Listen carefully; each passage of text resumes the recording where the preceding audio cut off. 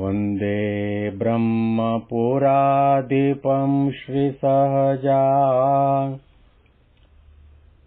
नन्दं च मूलाक्षरम् श्रेयस्कारणसद्गुणैकनिलयम्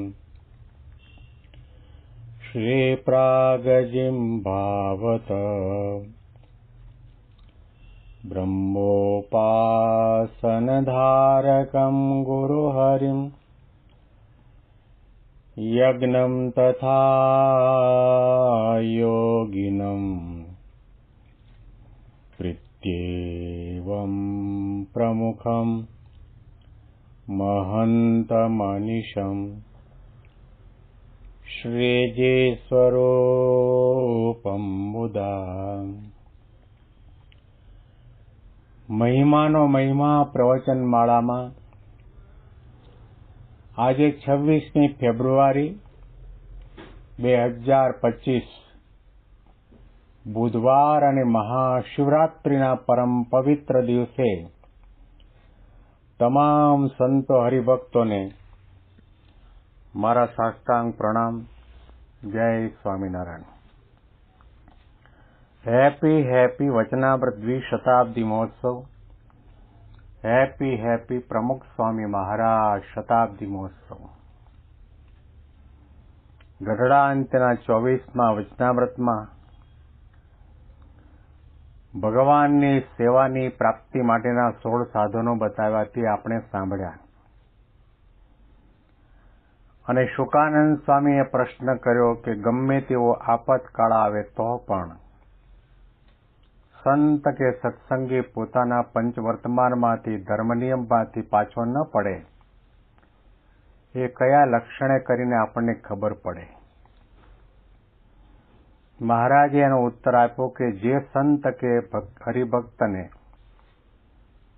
ભગવાનના વચન સામે નજર હોય,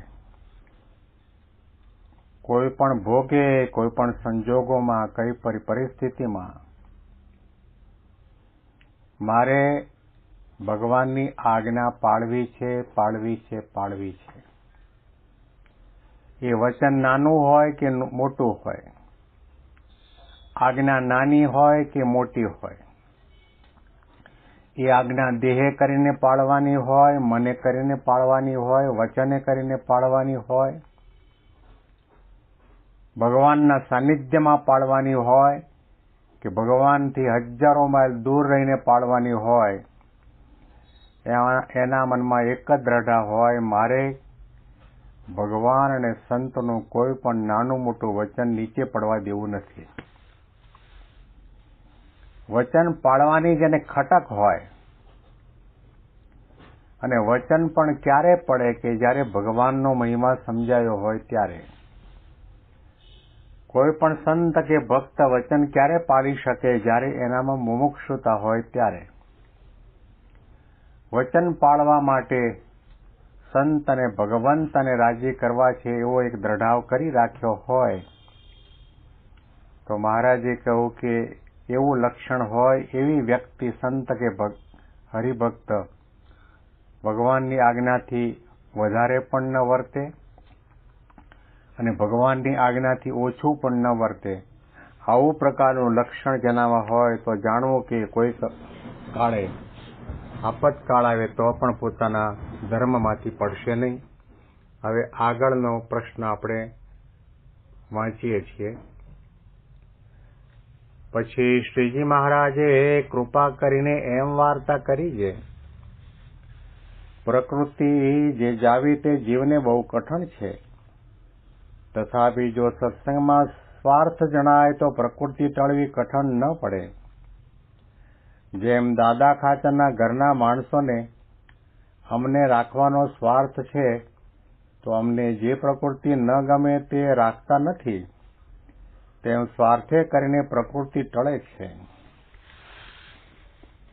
આ વચનામૃતમાં પહેલો પ્રશ્ન તો શુકાનંદ સ્વામીનો હતો, મુક્તાનંદ સ્વામીનો હતો, અને ત્યાર પછી બીજો પ્રશ્ન શુકાનંદ સ્વામીનો આવ્યો. અને હવે શ્રીજી મહારાજ કૃપા કરીને સામેથી પોતાના દિલમાં જે વાત કરવાની ભાવના છે એ વાત મહારાજ સંતો હરિભક્તોને કહી રહ્યા છે.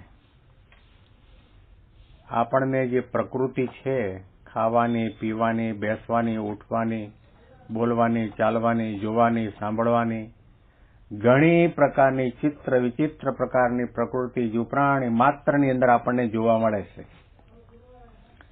જેને આપણે બીજા શબ્દોમાં કહીએ તો સ્વભાવ અને ત્રીજા શબ્દોમાં કહીએ તો વાસના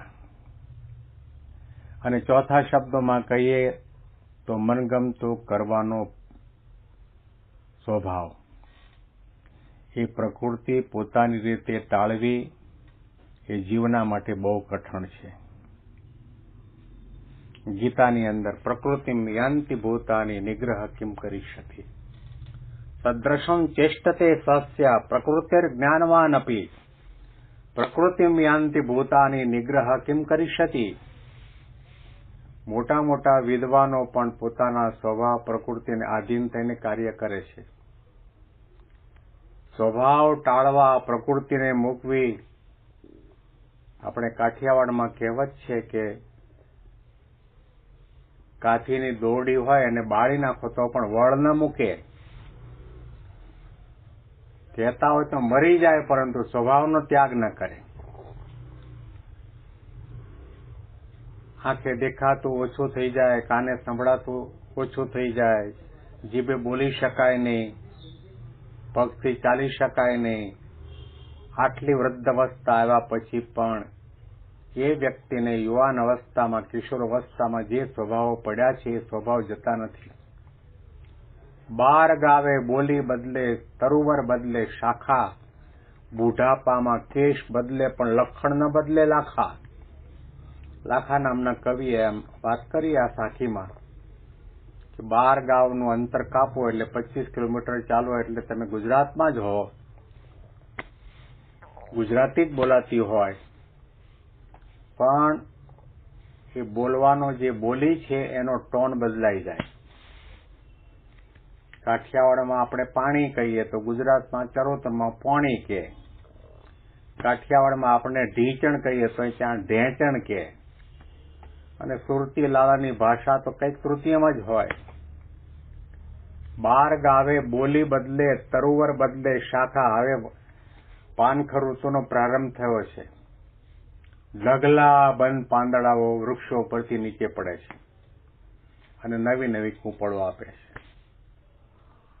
12 મહિનામાં એક વખત આ વૃક્ષના પાંદડા પણ ખરી જાય છે, બદલાઈ જાય છે. બુઢાપામાં કેશ બદલે, વૃદ્ધ અવસ્થા આવે અને માથાના કાળા વાળ મટીને ધોળા થઈ જાય અને ડાવલા જેવડા ચશ્મા આવી જાય, હાથમાં દંડો આવી જાય તો પણ કવિ કહે છે લક્ષણ ન બદલે લાખા. લક્ષણ જતા નથી. બહુ કઠણ છે, બહુ કઠણ છે. માતા, પિતા, કુટુંબ, કબીલા, અમેરિકા, ઇંગ્લેન્ડ, આફ્રિકા બધાનો ત્યાગ થઈ શકે. અરે ગ્રહસ્થના કપડાનો ત્યાગ કરી ભગવ કંથા પહેરી શકાય ને ભગવી કંથાનો ત્યાગ કરીને ભભૂતિ લાગ્યા હોઈને ફરી શકાય, પરંતુ સ્વભાવ છૂટવા બહુ કઠણ છે. સ્વભાવનો ત્યાગ કરે એ સાધુ. માન, ઈર્ષા, ક્રોધ અને દેહાભિમાનનો ત્યાગ કરે એ સાધુ. પછી એના શરીર ઉપર ભગવા કપડા હોય કે ન હોય, વ્યાસની પીઠ ઉપર બેસીને પ્રવચન વ્યાખ્યાન કરતો હોય કે ન કરતો હોય, મંદિરમાં રહેતો હોય કે ઝૂંપડપટ્ટીમાં રહેતો હોય તો પણ એ સાધુ છે.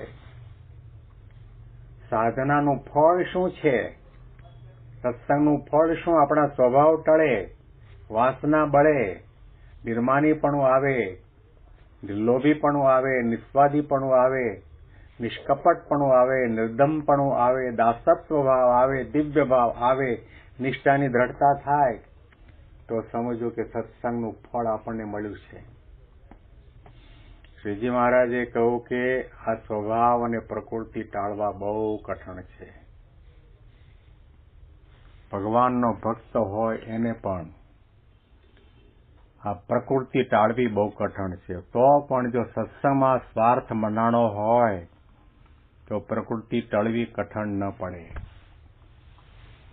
સત્સંગમાં સ્વાર્થ પોતાના કલ્યાણનો સ્વાર્થ, ભગવાનને રાજી કરવાનો સ્વાર્થ, છેલ્લો જન્મ કરવાનો સ્વાર્થ અને એકાંતિક ધર્મ સિદ્ધ કરવાનો સ્વાર્થ, ગુણાતીત ભાવને પામવાનો સ્વાર્થ, અક્ષરધામના અધિકારી થવાનો સ્વાર્થ આપણને મનાણો હોય તો મહારાજ કે પ્રકૃતિ ટાળવી ઘણી કઠણ નથી, ટળી જાય. દાદા ખાચર અને એમના પરિવારને એમના દરબારમાં અમને રાખવાનો ખપ છે તો એમણે પોતાના સ્વભાવ પ્રકૃતિ બધું ટાળ્યું છે. નિર્માની થઈને રહ્યા છે, દાસના દાસ થઈને રહ્યા છે, કોઈનો અભાવ કે અવગુણ લીધો નથી. તન મન ધન પરિવાર સર્વસ્વ ભગવાન અને ભગવાનના સંતો ભક્તોના ચરણ કમળમાં સમર્પણ કરી દીધું છે. પ્રકૃતિ જે જાવી તે જીવને બહુ કઠણ છે, તથાપિ જો સત્સંગમાં સ્વાર્થ જણાય તો પ્રકૃતિ ટાળવી ઘણી કઠણ ન પડે. તેમ દાદા ખાચરના ઘરના માણસોને અમને રાખવાનો સ્વાર્થ છે તો અમને જે પ્રકૃતિ ન ગમે તે રાખતા નથી. ભગવાનનો ભક્ત ભગવાનને ન ગમે એવું ખાય નહીં, જુએ નહીં, બોલે નહીં, સાંભળે નહીં, વિચારે નહીં, ક્રિયા કરે નહીં. ભગવાનને ભગવાન જાણ્યા હોય અને ભગવાનના રસ રુચિ અભિપ્રાય અને સિદ્ધાંત અને સારી રીતે સમજ્યા હોઈએ અને આપણને પોતાને સ્વાર્થ હોય કે અહીંયા સિવાય બીજી કોઈ જગ્યાએ અમારું કલ્યાણ થવાનું નથી, સ્વભાવ ટળવાનો નથી, નિર્વાસની પણ આવવાનું નથી, છેલ્લો જન્મ કરવો હોય તો આ એક જ ઉપાય છે ને અહીંયા આગળ જ છે. આવી પ્રકારની દ્રઢતા થઈ ગઈ હોય, સમજણ થઈ હોય તો શ્રીજી મહારાજે દાદા ખાચરના નામનો ઉલ્લેખ કર્યો, એમના પરિવારની વાત કરી કે અમને ન ગમે એવો એક પણ સ્વભાવ એમણે રાખ્યો નથી. આના અનુસંધાનમાં વિશેષ વાતો આપણે આવતીકાલના પ્રવચનમાં સાંભળીશું. તમામ સંતો હરિભક્તોને મારા સાષ્ટાંગ પ્રણામ. જય સ્વામિનારાયણ.